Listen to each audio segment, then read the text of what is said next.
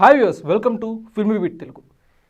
ఈ సంవత్సరం 2025 సంవత్సరం టాలీవుడ్ ఫిలిం మేకర్స్కి ఒక బిగ్గెస్ట్ లైఫ్ లెసన్ అని చెప్పుకోవాలి. ఎందుకంటే ఫస్ట్ రోజు మంచి టాకే తెచ్చుకున్నప్పటికీ మొమెంటం కాపాడుకోలేక ఫ్లాప్గా నిలిచాయి కొన్ని చిత్రాలు. అసలు అలా ఎందుకు నిలిచాయి, ఆ చిత్రాలు ఏంటి? అలానే కొన్ని సినిమాలకి యావరేజ్ టాక్ వచ్చినా కానీ ఫస్ట్ రోజు బ్లాక్ బస్టర్ హిట్స్గా నిలిచాయి.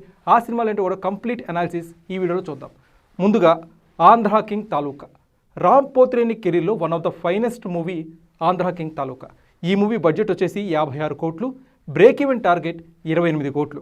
కానీ ఈ సినిమా 16 నుంచి 17 కోట్లు మాత్రమే వసూలు చేసింది. ఈ సినిమాకి ఫస్ట్ రోజు మంచి టాకే వచ్చింది. బ్లాక్ బస్టర్ అయిపోతుంది అనుకున్నారు, ప్రాఫిటబుల్ ప్రాజెక్ట్ అవుతుంది అనుకున్నారు. కానీ అనూహ్యంగా ఈ సినిమాకి ఎలాంటి ప్రేక్షక ఆదరణ దక్కలేదు. దానికి కారణం ఏంటని మనం విశ్లేషించుకుంటే ఈ సినిమాని రాంగ్ టైంలో రిలీజ్ చేశారని చెప్పి చాలామంది క్రిటిక్స్ అయితే తమ అభిప్రాయం వ్యక్తం చేశారు.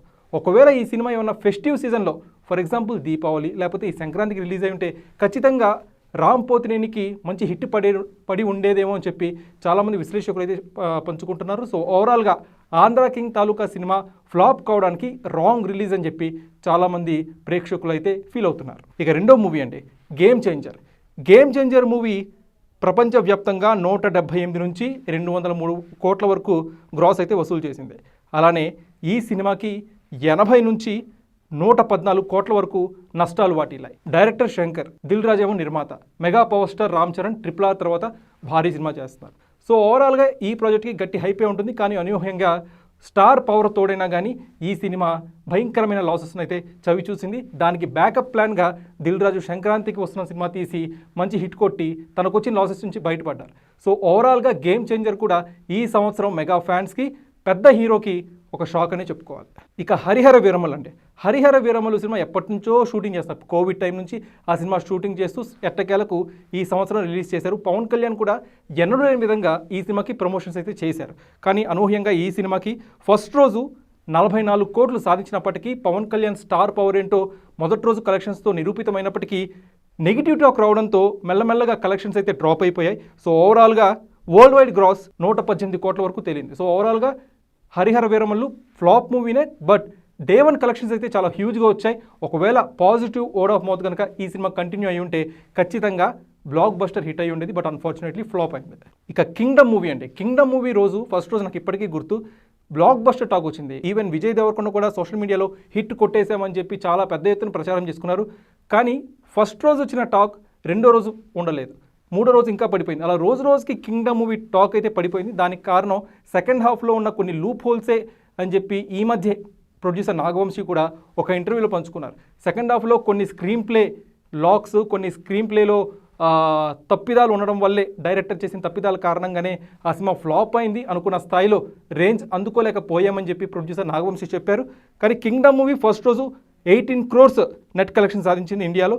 ఆ తర్వాత మెల్లమెల్లగా కలెక్షన్స్ డ్రాప్ అయిపోయి ఎట్టకేలకు వరల్డ్ వైడ్ గ్రాస్ అయితే 83 కోట్లకు తేలింది. కానీ విజయ్ దేవరకొండ కెరీర్లో ఫస్ట్ టైం 100 crore గ్రాస్ అయితే వస్తుందని చెప్పి చాలామంది ఫిక్స్ అయ్యారు. బట్ అన్ఫార్చునేట్లీ 82 crores గ్రాస్ దగ్గర అయితే ఈ సినిమా ఆగిపోయింది. ఇక మన టాలీవుడ్లో మల్టీ స్టారర్ సినిమాలు చాలా అరుదు, ఈ మధ్య ఎక్కువ వస్తున్నాయి. ఈ సంవత్సరం వచ్చిన ఒక మంచి మల్టీ స్టారర్ మూవీ భైరవం. చిన్న హీరోలందరూ కలిసి ఒక మంచి మల్టీ స్టారర్ చేశారు. ఒక తమిళంలో హిట్ అయిన ఒక మూవీని, గరుడన్ అనే మూవీని తెలుగులోకి తీసుకొచ్చారు. కానీ తమిళంలో హిట్ అయిన మూవీ తెలుగులో ఫ్లాప్ అయింది, అదే భైరవం. సో ఈ మూవీ బడ్జెట్ వచ్చేసి 19 కోట్లు, బ్రేక్ ఈవెన్ టార్గెట్ వచ్చేసి 17 నుంచి 19 కోట్లు. ఈ మూవీకి కూడా ఫస్ట్ రోజు మంచి టాకే వచ్చింది. కానీ దాని తర్వాత కలెక్షన్స్ అన్నీ కూడా హ్యూజ్గా డ్రాప్ అయిపోయి, దానికి కారణం పైరసీ అని కూడా కొంతమంది అంటున్నారు. సో ఓవరాల్గా ఈ సినిమా ఫైనల్ కలెక్షన్స్ వచ్చేసి 8 కోట్లకు తెలియదన్నమాట. సో దగ్గర ఒక 10 కోట్ల వరకు భైరవం సినిమాకి నష్టాలు వాటిలా ఈ సంవత్సరం. సో మల్టీ స్టారర్ చేసినా కానీ ప్రేక్షకులు ఆదరించట్లేదు అనే దానికి ఈ సంవత్సరం ఒక ఉదాహరణ అన్నమాట ఈ సినిమా. ఇవే కావండి, ఇంకా చాలా సినిమాలు ఉన్నాయి. For example Laila, one of the worst movie ever in Tollywood history అని చెప్పి లైలా సినిమా చెప్తున్నారు. అండ్ ఘాటి, జాక్, మాస్ జాతర, ది గర్ల్ ఫ్రెండ్, బ్రహ్మానందం, తమ్ముడు, రాబిన్హుడ్, కాంతా, వార్ 2, కన్నప్ప, ఇవన్నీ కూడా ఈ సంవత్సరం భారీ ఫ్లాప్స్గా నిలిచాయి. ఎస్పెషల్లీ త్రిపురధారి బార్బిక్ మూవీ విషయానికి వస్తే ఈ మూవీ డైరెక్టర్ రిలీజ్ అయిన తర్వాత నా సినిమాని ఎవరు చూడట్లేదని చెప్పి ఒక సెల్ఫీ వీడియోలో తన చెప్పుతో తానే కొట్టుకున్నాడు. సో అలాంటి ఎమోషనల్ డ్రామాని కూడా ప్రేక్షకులు పట్టించుకోలేదు. సినిమా బాగుంటేనే, మీ కంటెంట్ బాగుంటేనే మేము థియేటర్స్కి వస్తాం, ఇలాంటి ఎమోషనల్ డ్రామాస్కి మేము ఎలాంటి ఇంపాక్ట్ అవ్వమని చెప్పి ప్రేక్షకులు ఫిల్మ్ ఇండస్ట్రీ డైరెక్టర్స్ కావచ్చు, ప్రొడ్యూసర్స్ కావచ్చు తేల్చి చెప్పారు. ఇక ఈ సంవత్సరం నితిన్ కెరీర్కి ఒక భారీ ఎదురుదెబ్బని చెప్పుకోవాలి. ఓవరాల్గా నితిన్ కెరీర్ ఎండింగ్ స్టేజ్లో ఉంది అనేది 2025 సంవత్సరం అయితే తేల్చి చెప్పేసింది. మేబీ 2026 సంవత్సరం నితిన్ ఏమైనా తనకి అచ్చొచ్చిన విక్రమ్ కే కుమార్ లాంటి డైరెక్టర్స్తో ఏమైనా ప్రాజెక్ట్ సెట్ చేసుకొని ఇష్క్ 2తో వస్తున్నారు కాబట్టి ఆ మూవీ ఏమైనా హిట్ అయితే నితిన్ కెరీర్ మళ్ళీ నిలబడుతుందేమో. కానీ ఈ సంవత్సరం అయితే నితిన్ కెరీర్ ఎండింగ్ స్టేజ్లో ఉంది నితిన్ కెరీర్ అనేది ప్రేక్షకులు అయితే తేల్చి చెప్పారు. సో ఈ సంవత్సరం ఇవ్వండి ఫ్లాప్ మూవీస్, ఏ మూవీస్ హిట్ అయ్యాయి, ఎందుకు హిట్ అయ్యాయి, ఎంత కలెక్ట్ చేసాయి అనే విషయాలు చూస్తున్నట్టయితే ముందుగా ప్రస్తావించుకోవాల్సిన సినిమా ఖచ్చితంగా they call him OG. Harihara Veeramallu తర్వాత పవన్ కళ్యాణ్ ఈ మూవీతో రివెంజ్ తీర్చుకుంటారు, బాక్స్ ఆఫీస్పై మళ్ళీ తిరిగి తన స్టామినాను చూపిస్తారని చెప్పి అందరూ ఎక్స్పెక్ట్ చేసిన విధంగానే ఈ మూవీ బ్లాక్ బస్టర్ హిట్ అయింది. అండ్ వరల్డ్ వైడ్గా 300 కోట్ల గ్రాస్ అయితే కలెక్ట్ చేసిందనమాట ఓజీ మూవీ. ఇది అధికారికంగా కూడా ప్రకటించారు.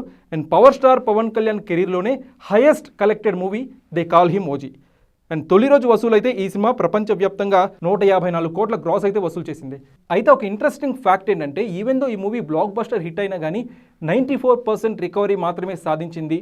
కొన్ని ఏరియాస్లో ఈ మూవీ సక్సెస్ కాలేదు, అనుకున్న స్థాయిలో కలెక్షన్స్ రాలేదని చెప్పి కొన్ని బాక్స్ ఆఫీస్ ట్రాకర్స్ అయితే చెప్తున్నాయి.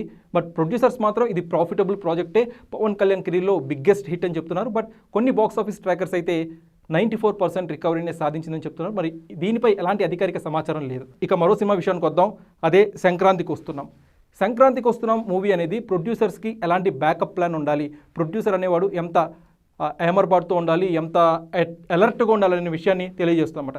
గేమ్ చేంజర్ సినిమా ఫ్లాప్ అయినా కానీ తను లాభాల్లోకి రావడానికి ఒక బ్యాకప్ ప్లాన్ అనమాట సంక్రాంతికి వస్తాం సినిమా దిల్ రాజుకి. సో అనుకున్నట్టుగానే ఈ సినిమా బ్రేక్ ఈవెన్ టార్గెట్ 43 కోట్లు, కానీ ఎంత కలెక్ట్ చేసిందో తెలుసా, 300 కోట్లకు పైగా కలెక్ట్ చేసింది. అంటే ట్రిపుల్ బ్లాక్ బస్టర్ అనమాట.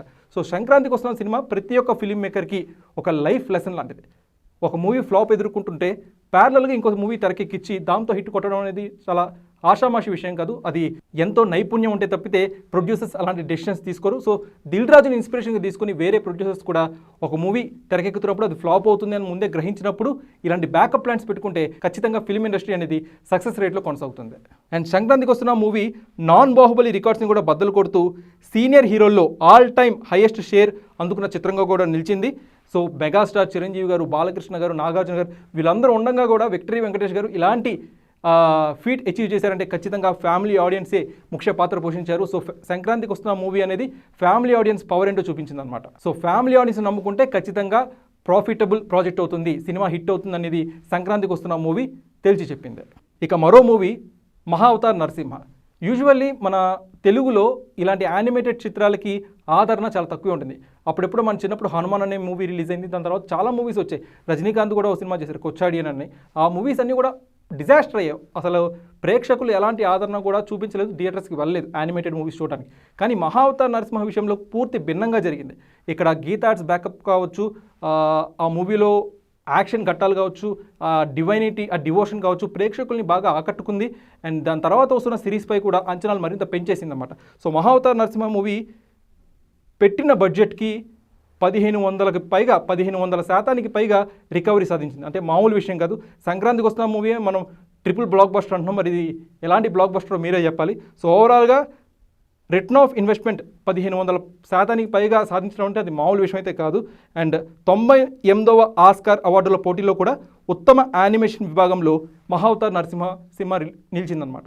సో ఓవరాల్గా ఈ సంవత్సరం హిట్ మూవీస్ అయితే చూసినట్టయితే ఒకదాంతో ఒక సంబంధం లేదు. ఒకటేమో లవ్ స్టోరీ, ఇంకొకటేమో ఫ్యామిలీ మూవీ, సో ఇంకొకటేమో యానిమేటెడ్ మూవీ, ఇట్లా ఉందన్నమాట. ఇంకొక మూవీ లిటిల్ హార్ట్స్ కూడా కేవలం 2 కోట్ల బడ్జెట్తో తెరకెక్కింది. కానీ వరల్డ్ వైడ్ గ్రాస్ వచ్చేసి 32 కోట్లకు పైగా వసూలు చేసింది. షేర్ వచ్చేసి 18 కోట్లకు పైగా వసూలు చేసింది. సో ఒక లిమిటెడ్ బడ్జెట్తో కూడా తీస్తే మేము చూస్తాం, ఆ మూవీలో ఫ్రెష్నెస్ ఉంటే ఖచ్చితంగా మేము థియేటర్స్కి వస్తాం అనేది లిటిల్ హార్ట్స్ మూవీ కూడా మరోసారి నిరూపించింది. ఇవే కాదు, Thandel, Raju weds Rambai, Shambala, K ramp, Kishkindhapuri, mad square, Mirai, hit the third case, Daaku Maharaj, court, ఇవన్నీ కూడా మ్యాక్సిమం చిన్న సినిమాలే. డాకు మహారాజ్ హిట్, ఈ మూవీస్ పక్కన పెడితే మిగతావన్నీ కూడా చిన్న సినిమాలే, తక్కువ బడ్జెట్తో తెరకెక్కిన సినిమాలు, కానీ మంచి ప్రాఫిట్స్ అందుకున్నాయి. సో ఫిలిం మేకర్స్కి ఈ సంవత్సరం లభించిన ఇంకో మంచి గుణపాఠం ఏంటంటే సినిమాకి తక్కువ బడ్జెట్ పెట్టినా ఎక్కువ లాభాలు రాబట్టచ్చు. ఇలాంటి జోనర్స్ ఎంచుకొని ఇలాంటి అవుట్పుట్ ఇచ్చి, సో ప్రేక్షకులు ఇలాంటి అవుట్పుట్ ఆశిస్తున్నారు అనేది ఒక క్లియర్ కట్ లెసన్ అయితే ఈ సంవత్సరం అయితే ప్రతి ఒక్క ఫిల్మ్ మేకర్కి లభించింది. సో ఓవరాల్గా 2025 Telugu film industry progress report అయితే ఇట్లా ఉంది. మరి 2026 సంవత్సరం ఎస్పెషల్లీ ఈ సంక్రాంతికి రాజాసాబ్, జననాయకన్, మనశంకర వరప్రసాద్, భర్త మహాశయులకు విజ్ఞప్తి, నవీన్ పోల్శెట్టి, అనగాన ఒక రాజు, సో ఇవన్నీ కూడా ఈ సంక్రాంతి రేసులో నిలుస్తున్నాయి. ఇవన్నీ కూడా బ్లాక్ బస్టర్ హిట్ అవ్వాలని కోరుకుందాం. అలానే ఈ 2025 సంవత్సరంలో మీ ఫేవరెట్ మూవీ ఏంటో కూడా కామెంట్ సెక్షన్లో పంచుకోండి. Thanks for watching this video.